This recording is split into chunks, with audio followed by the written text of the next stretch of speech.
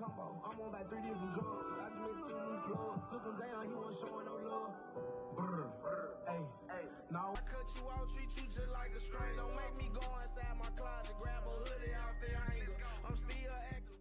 Say you love me, no you don't. Leave me for you, I bet she won't. I show her the better things in life, so she won't. Jackson Police Department was called to the 5000 block of I-55 North, the Studio 6 Hotel, where a young female was discovered inside of her hotel room. She had suffered gunshot wounds to her body. She succumbed to her injuries. She was a 22-year-old female by the name of Precious Wilson. She was not from Jackson. She was from Memphis, Tennessee. Apparently, there was no forced entry into that hotel room, and she had some type of interaction, some type of transaction, or some type of encounter with someone, and they took her life. 22-year-old Precious Wilson was a force to be reckoned with, bold, unfiltered, and unapologetically herself. She embraced her identity as a 304 and made sure the world knew it. Whether people loved it, hated it, or just cringed, Precious didn't care. She wore her big, beautiful woman pride like a badge of honor, sprinkling her social media with lewd humor and raunchy statuses. One of her many eye-catching posts, 304 ready to fuck for some food. It was funny to some, disgusting to others, and exactly what you'd expect in a culture that glorifies sex work and hot girl antics. But no matter how you felt about it, Precious was living life on her own terms. Until February 26, when her lifestyle caught up with her. That night, Precious agreed to meet up for sex at a Motel 6 and never made it out alive. No one should be surprised that glorifying a dangerous lifestyle ended in tragedy. This wasn't just another case of gun violence. This was a preventable death, a stark warning about the dangers of transactional sex, meeting strangers, and engaging in high-risk encounters with men you barely know. Precious Wilson may have embraced the chaos, but in the end, the chaos swallowed her whole. And while some may mourn her, others will see her story as a cautionary tale, because while she lived unapologetically, she also died unnecessarily. Welcome to the American Crime Femicide channel. Please like, share, subscribe, and hit the notification bell for future uploads. In today's culture, promiscuity isn't just tolerated, it's celebrated. Social media feeds are flooded with half-joking, half-serious declarations of 304 life, and Precious was no exception. She didn't just dabble in it, she embraced it, owned it, and made it her brand. Her timeline? A shrine to sex talk, raunchy jokes, and oversharing. Some found it funny, some found it cringy, and some just kept scrolling. No one publicly checked her. No one pulled her aside to ask, "Sis, are you okay?" Instead, they hit the like button, laughed, or kept the engagement going. One day, she was making bold declarations about her skills. The next, she was bragging about the 304 life. And then, of course, sharing her preference for big guys over skinny dudes. It started off as just wild posts, but eventually, it became her entire lifestyle. What began as casual online antics turned into a full-fledged identity. She wasn't just playing into the hot girl culture, she was drowning in it. But reality hit hard on February 26th when the same lifestyle she proudly repped online caught up with her in the worst way.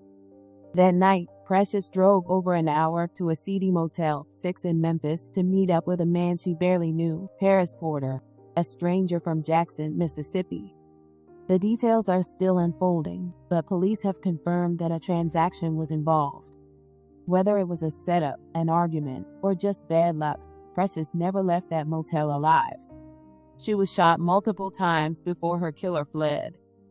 Jackson police are investigating a homicide after a woman was found dead at the Studio 6 Hotel on I-55 North. Police have identified the victim as 22-year-old Precious Wilson of Memphis, who was found shot at the hotel. Jackson Police Chief Joseph Wade said there were no signs of forced entry into the hotel room. And she had some type of interaction, some type of transaction, or some type of encounter with someone, and they took her life.